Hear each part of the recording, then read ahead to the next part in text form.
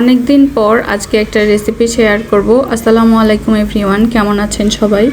দই আমি জীবনে অনেকবার তৈরি করেছি, কিন্তু আমি এই প্রথমবারের মতো দই তৈরি করছি দই মেকারে, আর খুবই সহজ পদ্ধতিতে।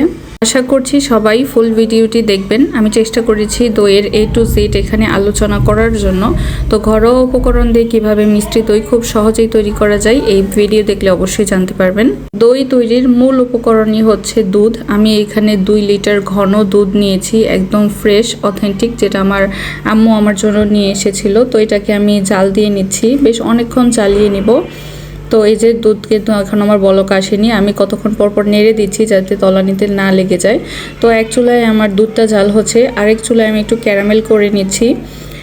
দোকানে যে দই তৈরি করে তারা অনেক দুধ একসাথে জাল দেয়, যার কারণে তাদের দুধে খুব সুন্দর একটা বাদামি কালার আসে। আমরা যেহেতু বাসায় অল্প করে বানাই, আমাদের কিন্তু সহজে কালারটা আসবে না যদি আমরা ক্যারামেল না করি।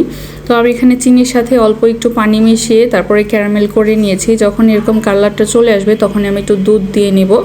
দুধ দিয়ে খুব ভালোভাবে নেড়ে চেড়ে নিব। আর ক্যারামেলটা কিন্তু খুব বেশি কালার আনা যাবে না, তাহলে তিতা একটা টেস্ট চলে আসবে। তো আমি একটু করে দুধ দিয়ে এভাবে নেড়ে নিচ্ছি, কারণ চিনি যখন এভাবে ক্যারামেলাইজ হতে শুরু করে পানি বা দুধ দিলে ওটা ক্রিস্টালাইজ হয়ে যায়, তাই একটু করে দুধ বা পানি দিয়ে জ্বালিয়ে নিতে হবে একটু সময়। তো তারপর আমি এটা দুধের সাথে মিশিয়ে নিলাম। তো আমি দেখলাম আমার কালারটা খুব হালকা এসেছে। তো আমি এখানে আরেকবার ক্যারামেল করেছি, তো আমার এই কালারটা কিন্তু খুব সুন্দর এসেছে, খুব সুন্দর গোল্ডেন ব্রাউন কালার চলে এসেছে। তো এখানেও আমি একটু করে দুধ দিয়ে মিশিয়ে নেব।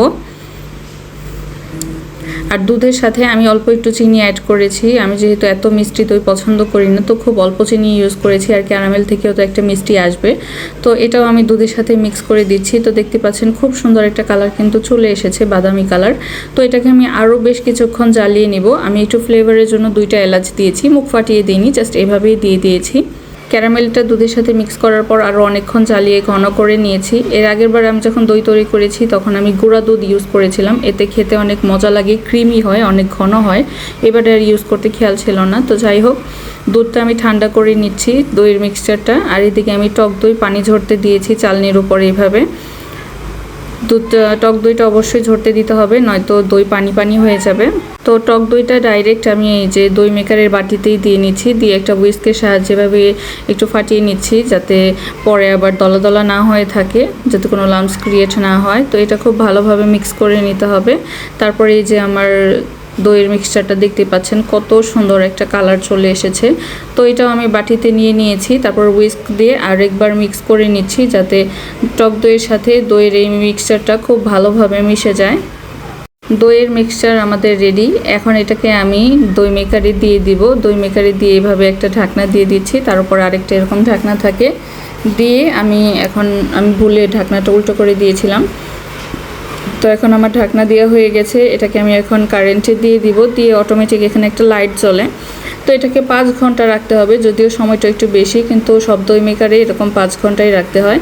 তো আমি 5 ঘন্টার জন্য এইভাবেই ছেড়ে দিচ্ছি।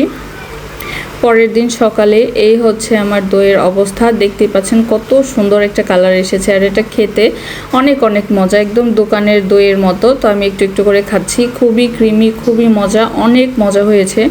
উপরের কালারটা দেখেই তো বোঝা যাচ্ছে যে কতটা পারফেক্ট হয়েছে। আপনারাও এভাবে বাসায় ট্রাই করবেন, অবশ্যই দেখবেন আপনাদের দইও পারফেক্ট হবে। আর যারা নতুন দই বানান তারা এভাবে দই মেকারে ট্রাই করতে পারেন, তাহলে আপনাদের দই অবশ্যই জমবে। তো সবাইকে ভিডিওটি দেখার জন্য অসংখ্য ধন্যবাদ।